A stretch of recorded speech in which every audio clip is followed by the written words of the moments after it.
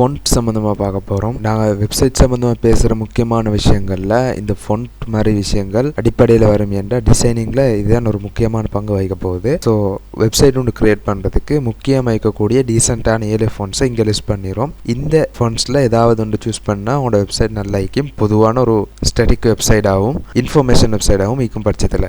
அதே நேரம் நீங்கள் ஒரு கேமிங் வெப்சைட்டோ அல்லது வேறு ஏதாவது வெப்சைட்டோ கிரியேட் பண்ணுற நேரம் அதுக்கேற்ற மாதிரி ஃபொண்ட் சூஸ் பண்ணணும். எங்களோட வெப்சைட்டில் inverter.com அப்படின்ற வெப்சைட்டில் பொபின்ஸ் ஃபொண்ட்டை தான் நான் யூஸ் பண்ணிடுறோம் அதிகமாக. சரி, இந்த ஃபொண்ட்டை நோட் பண்ணி வச்சுக்கொள்ளுங்க. இந்த ஃபொண்ட்ஸை இன்ட்ரோவில் யூஸ் பண்ணுறதெல்லாம் மிச்சம் எஃபெக்டிவான ஒரு விஷயம் உண்டு. அது இல்லாமல் மற்றபடி உங்களுக்கு ஏற்ற மாதிரி ஃபொண்ட் சூஸ் பண்ணி ஒர்க் பண்ணுவோம். மேலும் எப்படி இருந்தாலும் ஃபொண்ட் சூஸ் பண்ணுறது சம்மந்தமாக கட்டாயம் கூடிய கவனம் செலுத்தணும். முக்கியமாக ஃபொண்ட் ஒன்று சூஸ் பண்ணுற நேரம் மெயின் ஃபொண்ட்டாக ஒரு ஃபொண்ட்டையும் செகண்டரி ஃபொண்ட்டாக ஒரு ஃபொண்ட்டையும் சூஸ் பண்ணியாலும், அப்படி இல்லாட்டி மெயின் ஃபொண்ட்டாக ஒரு ஃபொண்ட்டை சூஸ் பண்ணி அதில் போல்ட், மீடியம், நார்மல் அப்படின்ற மாதிரி அந்த ஃபொண்ட்டை வெயிட்டை பொறுத்து கொஞ்சம் அங்கே கிக் ஆக்கலும். உதாரணமாக ஹெட்டிங் எல்லாம் போல்டில் வரும், அதுலேயே மீடியம் சைஸில் அடுத்த டைட்டில் வரும், டிஸ்கிரிப்ஷன் எல்லாம் ஸ்மால் மினி சைஸில் வரும். அப்படின்ற மாதிரி எங்களுக்கு ஃபொண்ட் சூஸ் பண்ணி கொள்ளையிலும். எப்படி இருந்தாலும் ஒரு வெப்சைட்டுக்கு ஒரு ஃபொண்ட்லையோ அல்லது 2 ஃபொண்ட்லையோ முழு வெப்சைட்டுக்கான டெம்ப்ளேட்டையும் கவர் பண்ணிக்கொள்ளணும். 3வது ஃபொண்ட்டுக்கெல்லாம் போடுறது அந்தளவு ரெக்கமெண்டபிள் இல்லை. சரி, ஒரு ஃபொண்ட்டை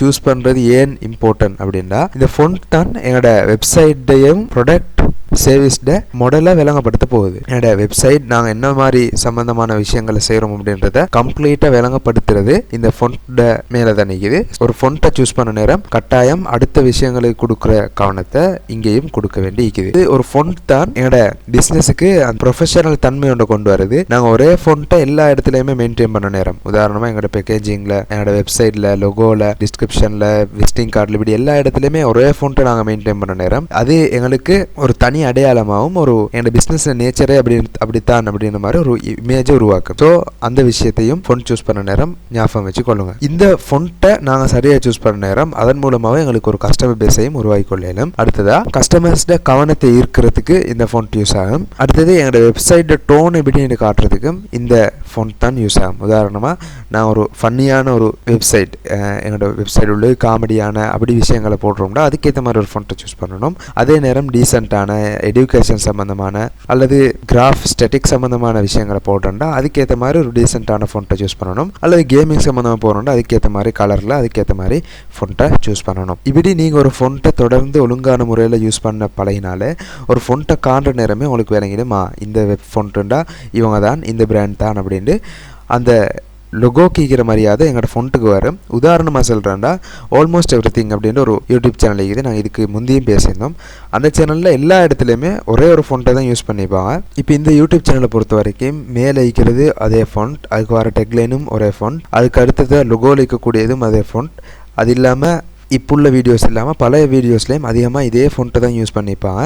இந்த தம்ப்நெயில்ஸ் எல்லாம் பார்த்தாலே விளங்கும், எல்லா ஃபொண்ட்டுமே ஒரே ஃபொண்ட்டை தான் யூஸ் பண்ணிடுறாங்க. ஸோ ஒரு சப்ஸ்கிரைபர் இந்த ஃபொண்ட்டை பார்த்தாலே அவருக்கு விளங்கிடும், இது இவரோட சேனல் தான், இந்த சேனல்லையும் தான் யூடியூப் சஜஷன் பண்ணுது அப்படின்ற மாதிரி. ஃபொண்ட்டில் இவரோட விஷயங்கள் இருக்குது. அதனால் உங்களோட ஃபொண்ட்டையும் சூஸ் பண்ண நேரம் இந்த விஷயங்களை நோட் பண்ணிக்கொள்ளுங்க. இது எங்களோட வெப்சைட்டுடைய டேஷ்போர்ட். முன்னுக்கு என்ட்ரன்ஸில் இருக்கக்கூடிய எல்லா டெக்ஸ்ட்டையும் பாருங்கள், எல்லாமே நாங்கள் பொப்பின்ஸை தான் யூஸ் பண்ணிடுறோம். உதாரணமாக மேலே இந்த இடத்துல இருக்கக்கூடிய மெனு பார் ஆகிக்கட்டும், அப்படி இல்லாமல் என்னோட இன்ட்ரோ டெக்ஸ்ட் ஆகிக்கட்டும், அதுக்கு கீழே இருக்கிறது டிஸ்கிரிப்ஷன், அந்த டெக்ஸ்ட்டுமே ஒரே ஃபொண்ட்டில் தான் அமைச்சிடும்.